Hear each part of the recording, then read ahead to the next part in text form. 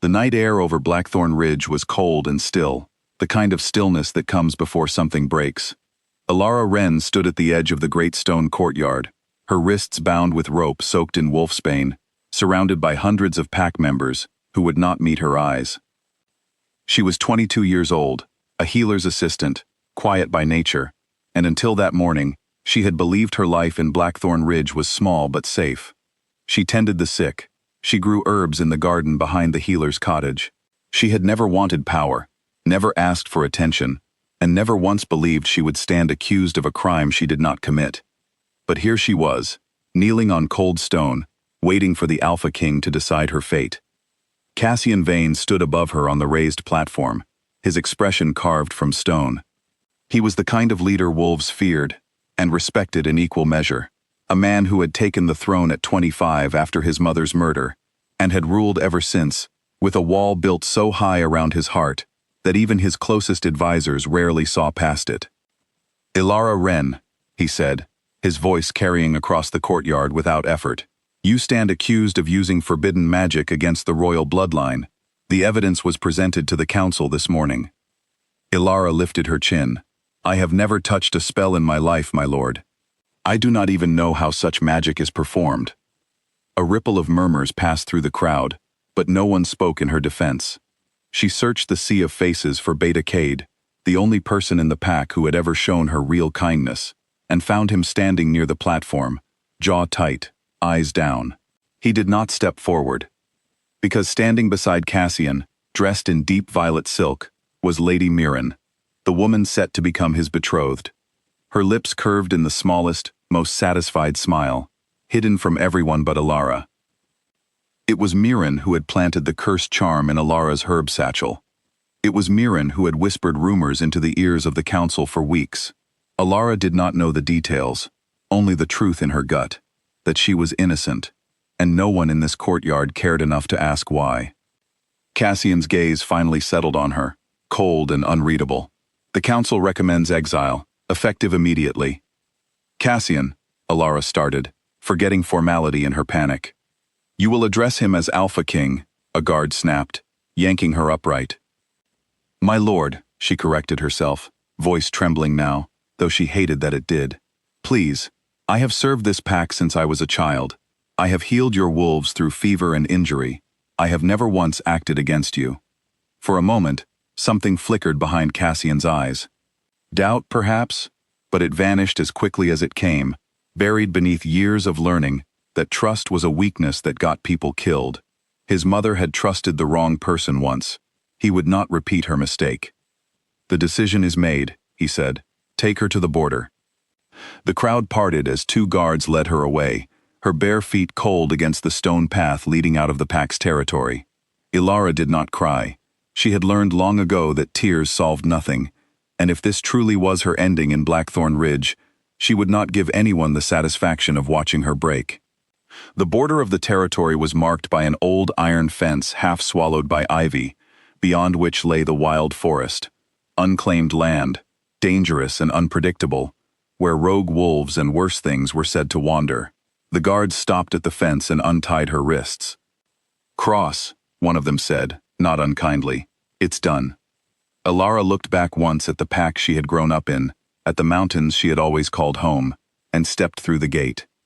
The moment her foot touched the ground on the other side, the sky changed. It happened all at once, the clouds pulling apart like curtains, the full moon above blazing brighter than any moon Alara had ever seen, its light turning silver-white and impossibly vivid. The guards behind her staggered back, shielding their eyes. Even from this distance, cries of shock rose from the courtyard, carried on the wind. Alara turned, breathless, as a column of pure moonlight descended into the center of the courtyard, and from it stepped a figure no living wolf in Blackthorn Ridge had ever seen with their own eyes. The moon goddess, Selene. She was luminous, her form woven from starlight and shadow, her hair long and silver, her eyes holding the depth of 1,000 years. Every wolf in the courtyard dropped to their knees at once, even Cassian, though his eyes never left the goddess, as she raised a hand toward the border, where Alara stood frozen. "Stop this exile," Selene said, and her voice was both gentle and absolute, the kind of voice that could not be disobeyed.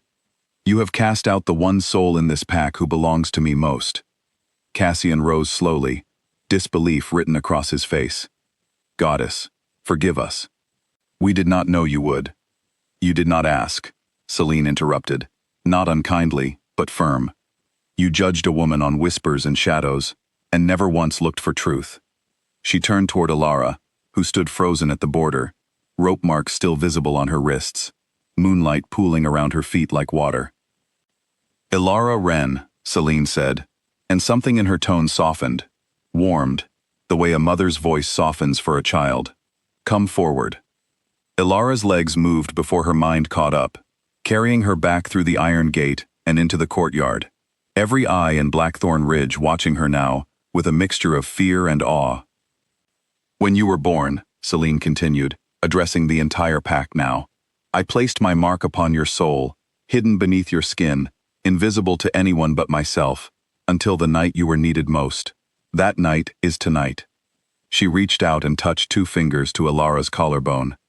A soft silver light bloomed beneath her skin, spreading outward in the delicate shape of a crescent moon, intertwined with a wolf's howling silhouette. A mark so beautiful that several pack members gasped aloud. This is the mark of the first mate, Selene said. Bonded not by chance, but by my own hand, before either of you were born. Her gaze shifted to Cassian, whose face had gone pale. Ilara Wren is your true mate, Alpha King, and tonight, you very nearly cast her into the wilderness to die. The courtyard fell into stunned silence. Lady Mirren's satisfied smile had vanished entirely, replaced by open horror. Cassian stared at Alara as though seeing her for the first time, truly seeing her, the quiet healer's assistant he had walked past 100 times without a second glance, who had somehow, all along, been the other half of the bond every wolf spent their life hoping to find. I don't understand, he said quietly, more to himself than to anyone else. I would have felt the pull. The bond is supposed to. You built too many walls around your heart to feel anything at all, Selene said, and though her words were gentle, they struck Cassian harder than any blade could have. You have spent years protecting yourself from loss, by refusing to let anyone close enough to matter. That is why you never noticed her. Not because the bond was weak. Because you made yourself unable to feel it. Cassian's jaw tightened, and for the first time in longer than he could remember, shame settled heavy in his chest. Selene turned back to Alara, her expression softening further. You have endured much tonight, child. Injustice, fear, betrayal. I will not force this bond upon you. Wamark reveals the truth of what is possible between you both. What you build from it is yours to choose. With that, the goddess's form began to dissolve back into moonlight, rising in a slow spiral toward the sky. See that the truth of tonight is honored, she said, her voice already fading, or face my judgment again. And then she was gone, the sky returning to its normal darkness, leaving the entire courtyard in stunned, breathless silence. For a long moment, no one moved. Then Cassian stepped down from the platform, crossing the courtyard, until he stood directly in front of Alara. Up close, she could see the exhaustion in his eyes, the weight of a decision he now understood he had made too quickly, too coldly. I am sorry, he said, and the words seemed foreign in his mouth, as though he rarely used them. I did not investigate. I let fear and old wounds decide for me, and I nearly cost you your life. Ilara studied him, unsure what to feel. Relief, certainly. Vindication, yes. But trust did not return simply because a mistake had been named aloud. You didn't just doubt me tonight, she said quietly. You chose not to look for the truth at all. That isn't something an apology fixes. Cassian nodded slowly, accepting the words without argument. Then I will earn it. However long it takes.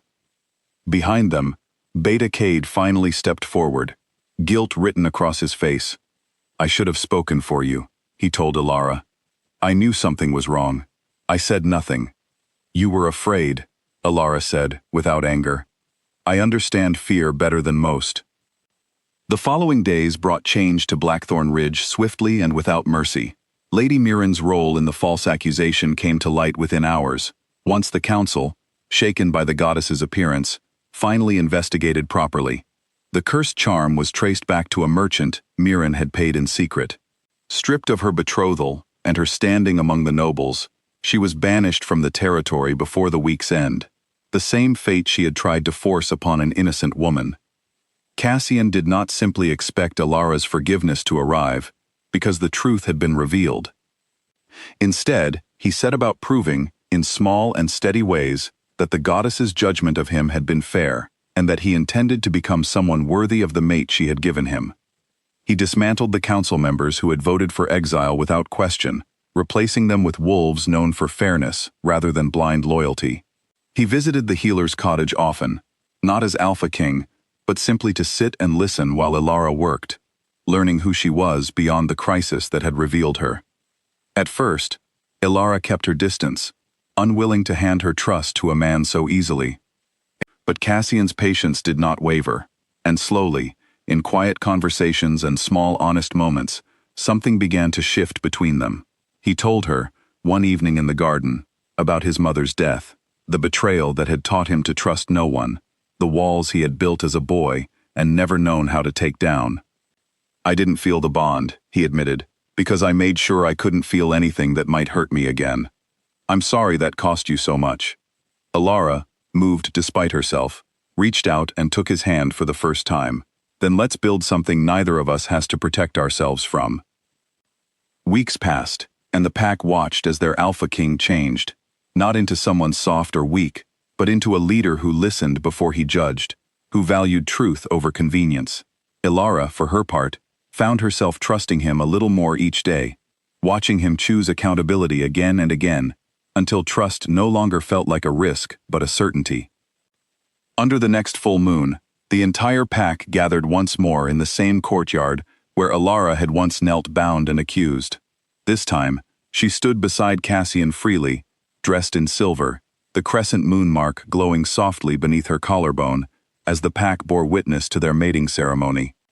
Moonlight spilled across the courtyard, gentle this time, warm instead of blinding, and somewhere above them, though she could not be seen, the pack could feel Celine's quiet blessing settle over the gathering like a soft breath of wind. Cassian took Alara's hands in his voice steady and sure. "I was given a mate I did not deserve, and a lesson I will not forget. I promise to rule with the humility she taught me, and to love her with the honesty I once refused to offer anyone." Alara smiled, the first truly unguarded smile she had allowed herself since the night of her exile. "And I promise to remind him, whenever he forgets, that trust is worth building slowly and worth protecting fiercely."